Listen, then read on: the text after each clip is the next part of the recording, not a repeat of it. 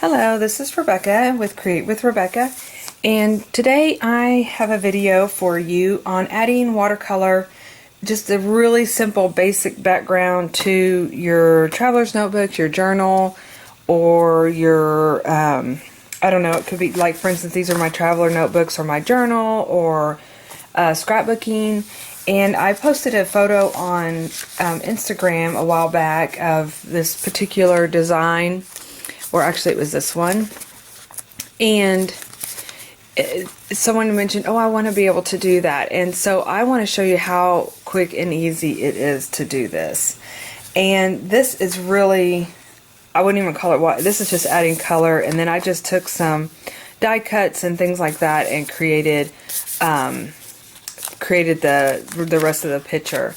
So I wanted to kind of show you real quick how I did that. And I'm going to go ahead and do another color in here of excuse me, of the yellow. And what's really fun about the watercolor is you can do more of like an ombre look, so you could go lighter to darker, or you could do, you know, blues, you could make it look like a sky, those kind of things. So let me show you real quick how I did that. So I took this particular yellow, and I actually use, I think this is like 32-pound paper.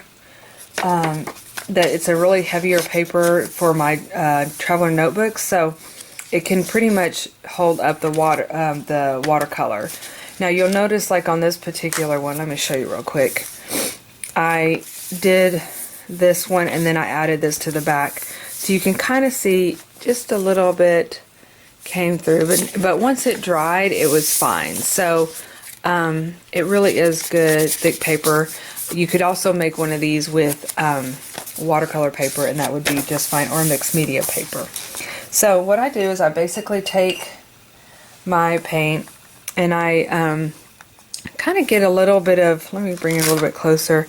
It's kind of got some standing water in it, so you'll notice it's got that way, it's kind of, the more water, the lighter the color will be. So I'm going to come in here. I think I played around with it too long because it's a little bit darker than what I'm used to. And I'm just going to come in here and paint just like that. And I'm one of these, you know, mixed media artists that I like to, I'm not worried about going outside the lines or making it look, you know, where it doesn't bleed off onto another page, because I kind of like that look to it. But if you weren't wanting it to bleed off, then you could also put a napkin in there. So that's it. I mean, and it just creates a really, and you can make it darker or lighter, you could go back over. So that's pretty much the background I did on here. Now, what I wanted to do was come in here and show you how I did my flowers. So I use this kind of pink color, and I just did kind of circles here. So again, it's quite a bit of water to create the middle, just like that. And then I came back through, and at this point, usually your paint is thickening up. And then I just kind of made them round, like that. Real pretty much plain. Okay.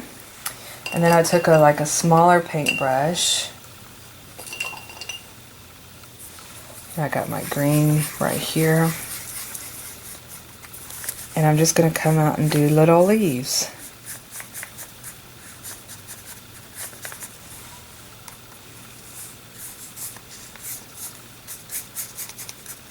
Like that. And then what you can do is come in here and you can get your darker green and kind of add some shadowing to it to make it look,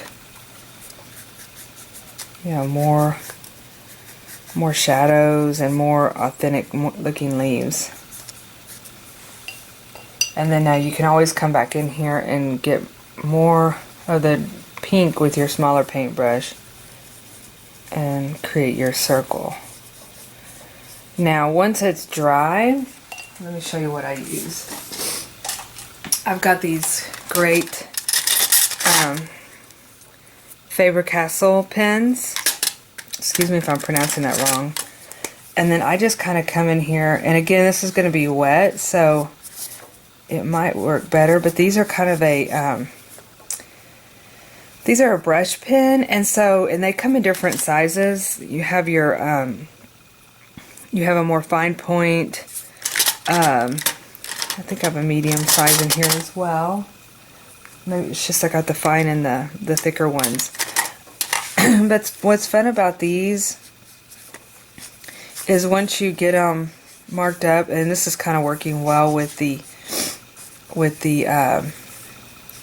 wetness, because it actually is blending in, because you can blend with your finger as you go along. Now I do want to tell you the reason I kind of want to wait for it to dry, but I'm going to go ahead since I'm doing this video, is you don't want to start rubbing too much, because you don't want to rub through the actual paper, and that can happen as you if you rub too much on there. But it just kind of gives it more of a, you know, like a flower, like a bloom with these markers like that. And then I came back through with the green and add a little bit more color and shadowing in here as well.